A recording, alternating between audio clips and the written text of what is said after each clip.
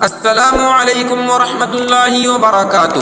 پیارے دوستو، آج سے تقریباً 3000 سال پہلے مصر پر ایک ظالم و جابر بادشاہ فرعون کی حکومت تھی، جو نہ صرف ایک ظالم اور سرکش بادشاہ تھا بلکہ اس نے خدائی کا دعویٰ بھی کر رکھا تھا اور خدائے حقیقی کو للکارنے کی جرأت کی تھی۔ دوستو، فرعون نہایت ہی بد کردار اور ظالم ترین شخص تھا۔ فرعون نے اپنی رعایا کو حکم دیا کہ اس کے آگے سجدہ کریں، اور جو کوئی بھی اسے سجدہ کرنے سے انکار کرتا تو فرعون اس پر ظلم کا پہاڑ ڈھا دیتا، یہاں تک کہ اسے قتل بھی کروا دیتا۔ اس زمانے میں اللہ نے اپنے سچے پیغمبر سیدنا حضرت موسیٰ علیہ السلام کو مبعوث کیا، جنہوں نے بنی اسرائیل کو اللہ کی طرف دعوت دی اور انہیں جھوٹے خداؤں کی عبادت سے باز آنے کی ہدایت کی۔ لہذا خود فرعون کے محل میں موجود ایک خاتون نے موسیٰ علیہ السلام کے دین کو قبول کر لیا اور اس لا شریک اللہ پر ایمان لے آئی۔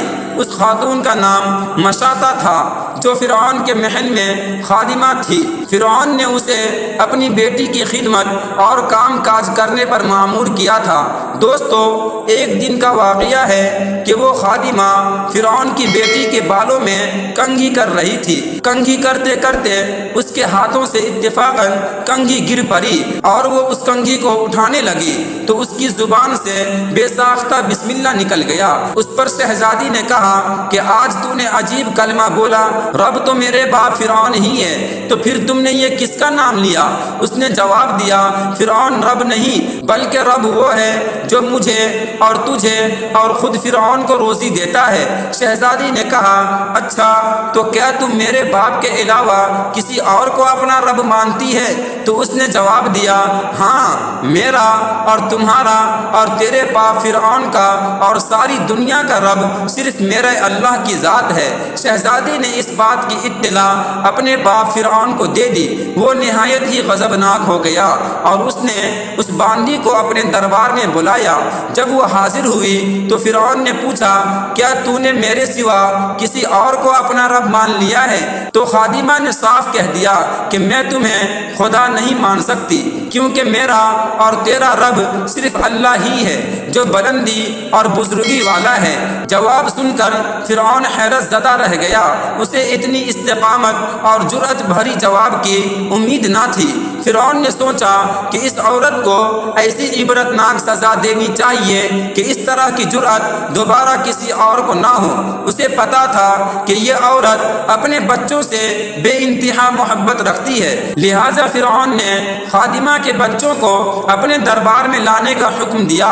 فرعون نے اپنے تمام سپاہیوں کو حکم دیا کہ ایک بڑی دیگ میں تیل کھولایا جائے، اور جب یہ تیل خوب گرم ہو گیا تو فرعون نے حکم دیا کہ اس عورت کے تمام بچوں کو ایک ایک کر کے اس کھولتے ہوئے تیل میں ڈال دیا جائے۔ فرعون کا حکم سنتے ہی اس عورت کی آنکھوں کے سامنے اندھیرا چھا گیا۔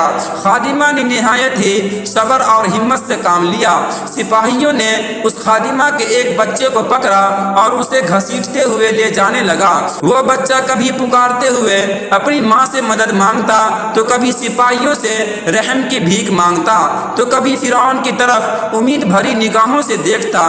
سپاہی اسے دھکیلتے ہوئے اور گھسیٹتے ہوئے دیگ کے قریب لے گیا۔ خادمہ اپنے بچے کی طرف محبت بھری نظروں سے دیکھ رہی تھی اور اسے الوداع کہہ رہی تھی۔ چند ہی لمحات میں اس کے جگر کے ٹکڑے کو کھولتے ہوئے تیل میں ڈال دیا گیا اور کچھ ہی لمحے میں اس معصوم کی ہڈیاں تیل کے اوپر تیرنے لگی۔ فرعون نے خادمہ کی طرف دیکھا اور کہا، اب اس نادیدہ خدا کو چھوڑ دو اور مجھے رب مان لو۔ تو خاتون نے دلے رانہ نظروں سے فرعون کی طرف دیکھا اور اسے خدا تسلیم کرنے سے انکار کر دیا۔ فرعون نے اس عورت کی ثابت قدمی اور ہمت کو دیکھ کر دنگ رہ گیا۔ تھوڑی دیر میں اس کے دوسرے بچے کو بھی تیل میں ڈال کر ہلاک کر دیا گیا۔